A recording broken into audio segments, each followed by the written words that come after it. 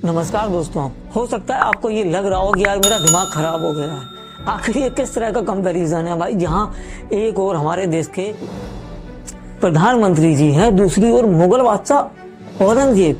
आखिर इन दोनों के बीच किस तरह की भाई कंपैरिजन का कोई आधार ही नहीं है। लेकिन नहीं भाई, इनके बीच कुछ ऐसी सिमिलरिटीज हैं जिनके आधार पे इनके बीच कंपैरिजन तो बनता ही है। चलिए देख लेते हैं वो कौन कौन से कंपैरिजन है। कंपैरिजन नंबर 1 है यहाँ पर फकीरी का चूल्हा। हमारे मोदी जी खुद अपने भाषणों में, अपने मंचों से कई बार ये बात कह चुके हैं कि वो तो फकीर इंसान है भाई, कभी भी झोला उठाकर चल देंगे। आपको यकीन न हो तो आप देख सकते हैं। मैं 35 साल तक भिक्षा मांग करके खाया हूं। वैसे ही कुछ मुगल बादशाह औरंगजेब का भी हाल था। वो भी यही मान के चलता था कि वो फकीर इंसान है और उसने जो सत्ता धारण की है वो सिर्फ जनता की।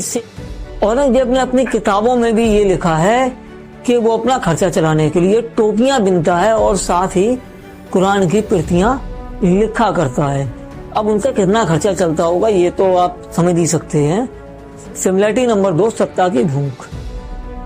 एक और मुगल बादशाह औरंगजेब की अगर हम बात करें तो उसे सत्ता की इतनी ज्यादा भूख थी कि उसने अपने भाइयों को ही सत्ता के लिए मार दिया था और साथ ही अपने बाप को भी उठाकर जेल में डाल दिया था। और इसके अलावा जब तक वो गद्दी पर बैठा रहा उसने अपने कंपटीशन में किसी और को खड़ा नहीं होने दिया।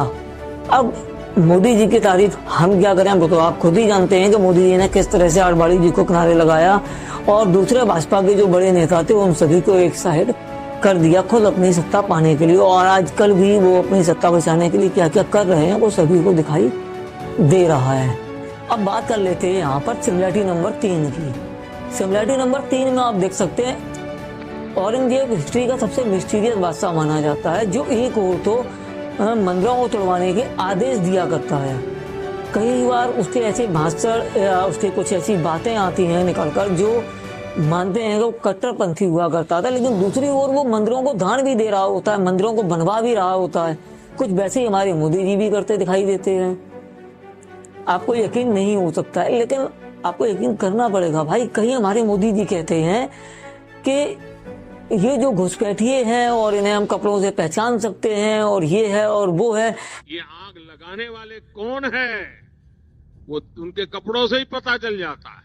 वहीं दूसरी ओर कहते हैं मैं तो हिंदू मुस्लिम करता ही नहीं हूँ, अगर मैं कभी ऐसा करता हूँ तो मुझे साथी जीवन में रहने का अधिकार ही नहीं रह जाएगा। तो ये हमारे मोदी जी का और औरंगजेब के बीच सिमिलरिटीज थी। ऐसी और इंफॉर्मेटिव वीडियोस देखने के लिए आप चैनल को सब्सक्राइब करना कतई ना भूलें और हाँ, वीडियो को लाइक करके शेयर जरूर कर देना।